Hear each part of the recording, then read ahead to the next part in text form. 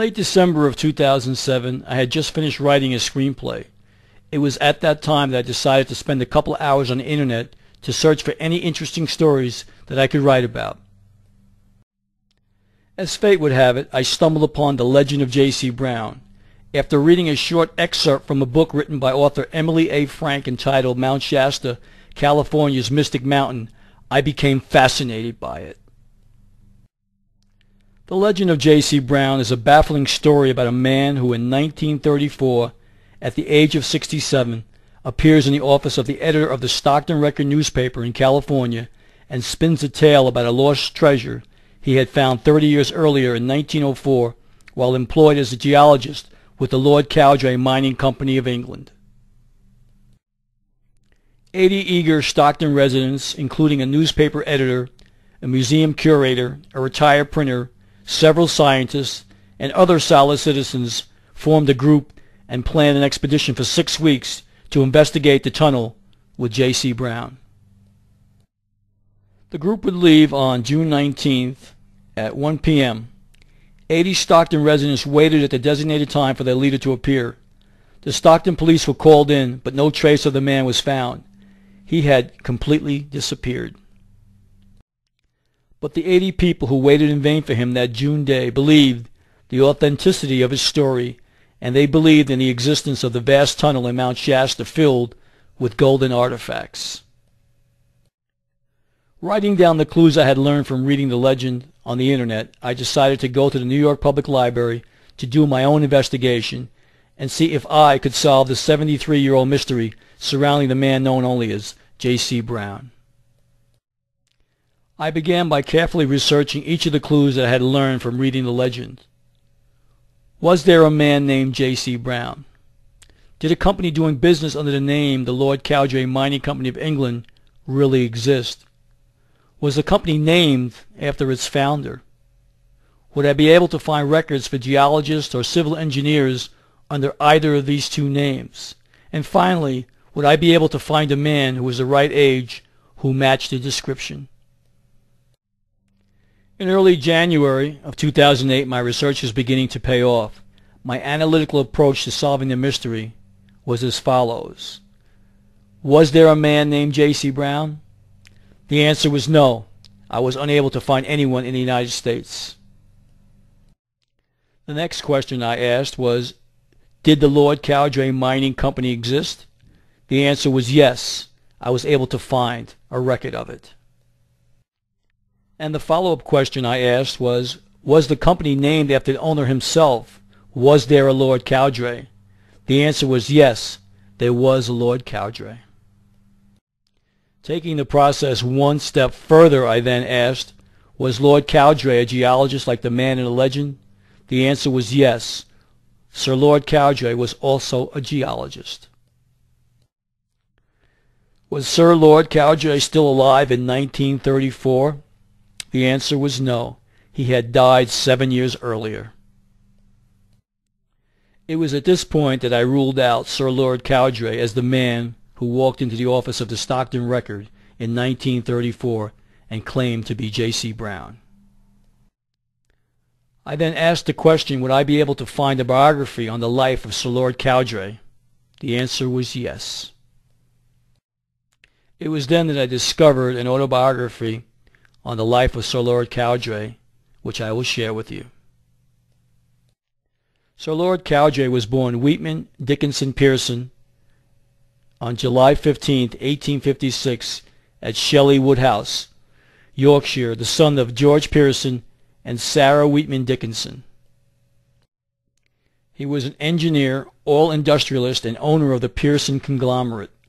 The Pearson firm, started by his grandfather Samuel in 1844 and today known as a publishing house, initially focused on construction. Wheatman Dickinson Pearson took over the company in 1880, eventually moving the headquarters from Yorkshire to London. An early proponent of globalization, he built the Dover Harbor, docks in Halifax, railroads and harbors around the world, and the Sennar Dam in Sudan. In 1889, Porfirio Diaz invited him to Mexico to build a railroad from the Atlantic to the Pacific. While laying track, his crew discovered one of the world's largest oil fields. He created the Mexican Eagle Petroleum Company, one of Mexico's largest firms. It was taken over by the Royal Dutch Petroleum Company, now Royal Dutch Shell, in 1919. In January of 1917, he officially became known as the first Viscount Cowdray. This was the most important clue that I would need to put all the puzzle pieces into place. After making the connection that Sir Weetman Pearson was also Sir Lord Cowdray, I was able to acquire his biography from the New York Public Library.